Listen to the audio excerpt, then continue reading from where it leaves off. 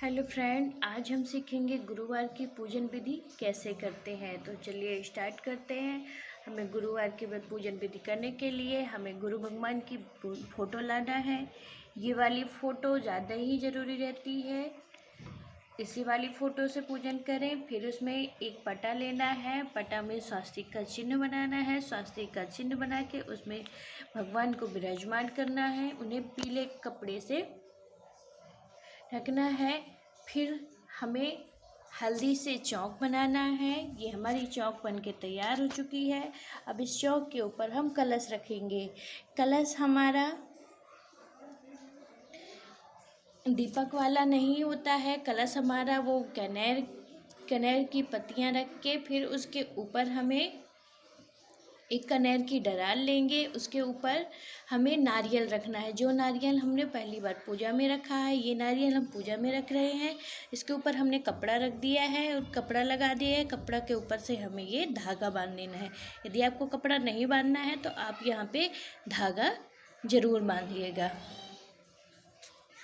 चलिए पूजा स्टार्ट करते हैं। हमें इसके लिए गौर रखना है। इसमें गौर हमें हल्दी सुपारी का ही रखना है। इसके अलावा हमें ये गौ गोबर वगैरह का ये गौर नहीं रखना है, क्योंकि पूजा में यही बृहस्पतिवार की पूजा में गोबर नहीं छुआ जाता है। इसी कारण इसमें हल्दी और सुपारी रखा जाता है।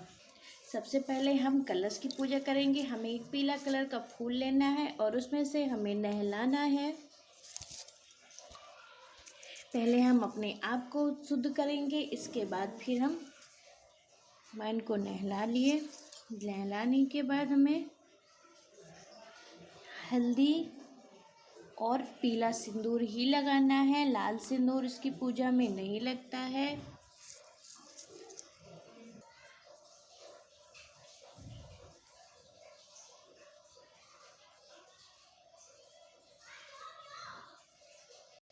फिर हमें पीले कलर के फूल चढ़ाने हैं।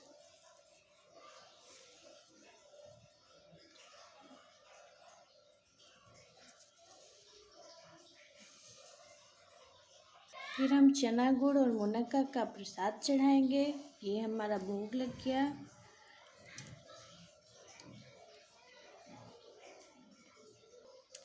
अब हम इनको अगरबत्ती लगाएंगे।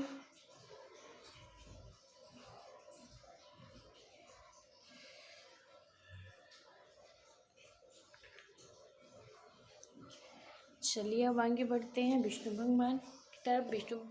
सबसे मेन बात बताना तो भूल ही गए, हमें इसमें घी का दीपक जलाना है।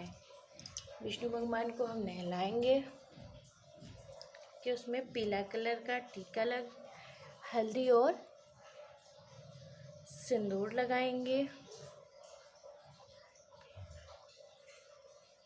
फिर हमें पीले कलर के फूल चढ़ाने हैं।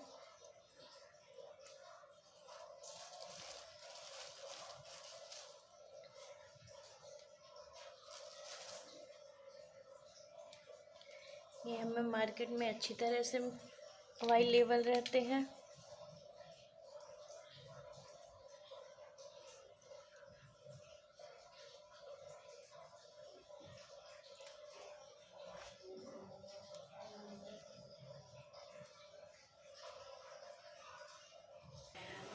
अब हम अमृत रखेंगे। अमृत बनाने के लिए इसमें शक्कर और पानी ज़रूरत होती है। शक्कर और पानी एक गिलास में डाल के रख देंगे, अमृत बन जाता है। उसे भगवान को चढ़ा दे। अब हम लगाएंगे भोग। भोग हमारा चना मुनक्का और गुड़ का है। और इसमें प्रसाद के लिए हम इसमें केला चढ़ाएंगे।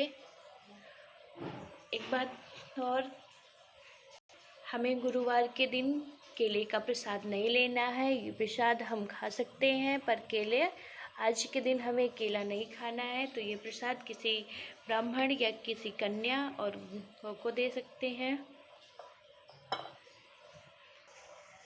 यह व्रत हमें ज़रूर करना चाहिए। इस व्रत से हमें संतान सुख, धन परिवार में सुख शांति बनी रहती है। इसलिए हमें यह व्रत ज़रूर करना चाहिए। अगर किसी लड़की का विवाह नहीं हो रहा है, उसे यह व्रत तो और ज़रूर करना चाहिए। और इस व्रत में हमें पीले वस्त्र ही पहनने चाहिए और पीला भोजन ही करना चाहिए। पीले भोजन के अलावा कोई ऐसा भोजन नहीं करना चाहिए। नमक तो हमें खाना ही नहीं चाहिए।